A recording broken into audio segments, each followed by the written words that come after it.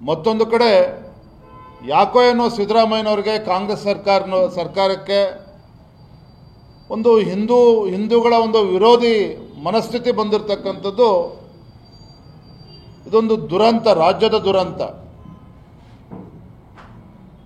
ನೋಡಿ, ನಿನ್ನೆ ದಿನ ಮಂಡ್ಯ ಜಿಲ್ಲೆಯಲ್ಲಿ ಮತ್ತೊಂದು ಘಟನೆ ನಡೆದಿದೆ.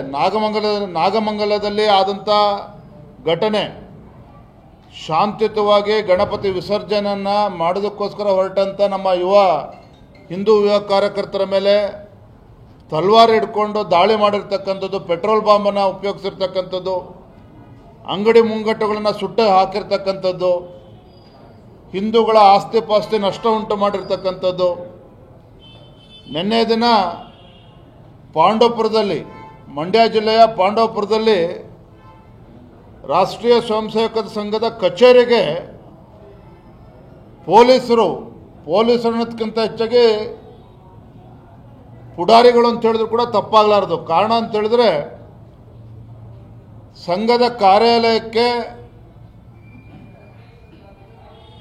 ದಾಳಿ ಮಾಡಿ ಅಲ್ಲಿದ್ದಂಥ ಸಂಘದ ಕಾರ್ಯಕರ್ತರನ್ನ ಅರೆಸ್ಟ್ ಮಾಡ್ತಕ್ಕಂಥ ಪ್ರಯತ್ನ ಕೂಡ ಮಾಡಿರ್ತಕ್ಕಂಥದ್ದು.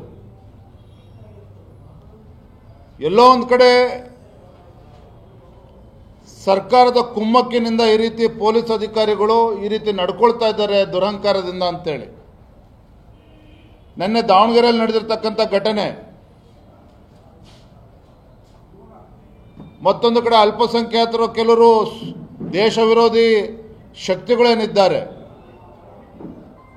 ಇಂಥ ದುಷ್ಟಶಕ್ತಿಗಳನ್ನು ಮಟ್ಟ ಹಾಕೋದಕ್ಕೆ ಸಾಧ್ಯ ಆಗದೆ ಇರತಕ್ಕಂಥ ರಾಜ್ಯ ಸರ್ಕಾರ, ರಣಹೇಡಿ ಸರ್ಕಾರ ಇದು. ಮತ್ತೊಂದು ಕಡೆ ಗೃಹ ಸಚಿವರು ಅದು ಭಗವಂತನೇ ಕಾಪಾಡಬೇಕು. ಯಾವುದೇ ಘಟನೆ ಆದರೂ ಸಹ ಈ ಆಡಳಿತ ಪಕ್ಷದವರ ಮುಖ್ಯಮಂತ್ರಿಗಳ ಆದಿಯಾಗಿ ಅವರ ಬಾಯಲ್ಲಿ ಬರ್ತಕ್ಕಂಥ ಮೊದಲ ಪದ ಅಂತ ಹೇಳಿದ್ರೆ ಸಣ್ಣ ಘಟನೆ ನಡೆದಿದೆ ಅಂತೇಳಿ. ನಾಗಮಂಗಲದಲ್ಲಿ ನಡೆದಿರ್ತಕ್ಕಂಥ ಘಟನೆ ಇರ್ಬೋದು, ಅಂಗಡಿಗಳು ಸುಟ್ಟಾಕಿರ್ತಕ್ಕಂಥದ್ದು, ಬೇರೆ ಬೇರೆ ರಾಜ್ಯದಲ್ಲಿ ಬೇರೆ ಬೇರೆ ಕಡೆ ಆಗ್ತಾ ಇರ್ತಕ್ಕಂಥ ದುಷ್ಕೃತ್ಯಗಳಿರ್ಬೋದು, ದೇಶದ್ರೋಹಿಗಳ ಒಂದು ಅಟ್ಟಹಾಸ, ಇವೆಲ್ಲವನ್ನೂ ಕೂಡ ಒಂದು ರೀತಿ ಸಣ್ಣ ಘಟನೆ ಅಂತೇಳಿ ಬಿಂಬಿಸ್ತಕ್ಕಂಥ ಪ್ರಯತ್ನ ಸ್ವತಃ ಗೃಹ ಸಚಿವರು ನೇತೃತ್ವದಲ್ಲಿ ಆಗ್ತಾ ಇರ್ತಕ್ಕಂಥದ್ದು ಎಲ್ಲೋ ಒಂದು ಕಡೆ ಇಂಥ ದೇಶದ್ರೋಹಿಗಳಿಗೆ ಇನ್ನೂ ಕೂಡ ಒಂದು ಹೆಚ್ಚು ಶಕ್ತಿ ಕೊಟ್ಟಂತಾಗಿದೆ, ಬಲ ಕೊಟ್ಟಂತಾಗಿದೆ ರಾಜ್ಯ ಸರ್ಕಾರದ ವತಿಯಿಂದ. ಹಾಗಾಗಿನೇ ಈಗ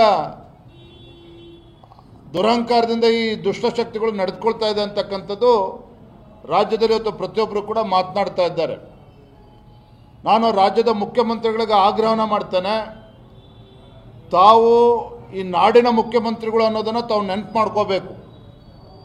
ಮಾನ್ಯ ಗೃಹ ಸಚಿವರೇ, ತಾವು ಎಲ್ಲ ಸಮುದಾಯ, ಎಲ್ಲ ಧರ್ಮ, ಎಲ್ಲ ವರ್ಗದ ಈ ನಾಡಿನ ಗೃಹ ಸಚಿವರು, ನೀವು ಮುಖ್ಯಮಂತ್ರಿಗಳು, ನಾಡಿನ ಮುಖ್ಯಮಂತ್ರಿಗಳು. ಅದನ್ನು ಮರೆತು ಎಲ್ಲೋ ಒಂದು ಕೋಮಿಗೆ ಮುಖ್ಯಮಂತ್ರಿಗಳು, ಎಲ್ಲೋ ಒಂದು ಕೋಮಿಗೆ ಗೃಹ ಸಚಿವರು ಅನ್ನೋ ರೀತಿ ವರ್ತನೆ ನಿಮ್ಮದೇನಿದೆ, ಇದು ಅಕ್ಷಮ್ಯ ಅಪರಾಧ. ನಿಮ್ಮ ನಡವಳಿಕೆಯಿಂದ ಇವತ್ತು ಕರ್ನಾಟಕ ರಾಜ್ಯದಲ್ಲಿ ಇವತ್ತು ಕಾನೂನು ಸುವ್ಯವಸ್ಥೆ ಕುಸಿದು ಬೀಳ್ತಾ ಇರ್ತಕ್ಕಂಥದ್ದು ಕೂಡ ನಾವು ನೋಡ್ತಾ ಇದ್ದೇವೆ. ಹಾಗಾಗಿ ಮಾನ್ಯ ಮುಖ್ಯಮಂತ್ರಿಗಳಲ್ಲಿ ನಾನು ಆಗ್ರಹನ ಮಾಡ್ತೇನೆ, ಈಗಲಾದರೂ ಕೂಡ ಎಚ್ಚೆತ್ತುಕೊಂಡು ನಮ್ಮ ನಾಡು ಇವತ್ತು ಶಾಂತಿಯುತವಾಗಿ ಇರಬೇಕು ಅಂತ ಹೇಳಿದ್ರೆ, ನೀವೇನು ಸಂವಿಧಾನ ಮೇಲೆ ಪ್ರಮಾಣ ಮಾಡಿಕೊಂಡು ಇವತ್ತೇನೋ ನ್ಯಾಯಸಮ್ಮತವಾಗಿ ಆಡಳಿತ ನಡೆಸ್ತೇವೆ ಅಂತೇಳೇನು ಹೇಳಿದ್ದೀರಿ, ದೇವ್ರ ಮೆಚ್ಚೋ ರೀತಿಯಲ್ಲಿ ಎಲ್ಲ ಸಮುದಾಯಗಳನ್ನು ಕೂಡ ಜೊತೆಲಿ ತೆಗೆದುಕೊಂಡು ಹೋಗ್ತಕ್ಕಂಥ ಕೆಲಸ ಮಾಡಬೇಕು ಈ ರಾಜ್ಯದ ಮುಖ್ಯಮಂತ್ರಿಗಳು ಅಂಥೇಳಿ ನಾನು ಈ ಸಂದರ್ಭದಲ್ಲಿ ಆಗ್ರಹನ ಮಾಡ್ತಾ ಇದ್ದೇನೆ.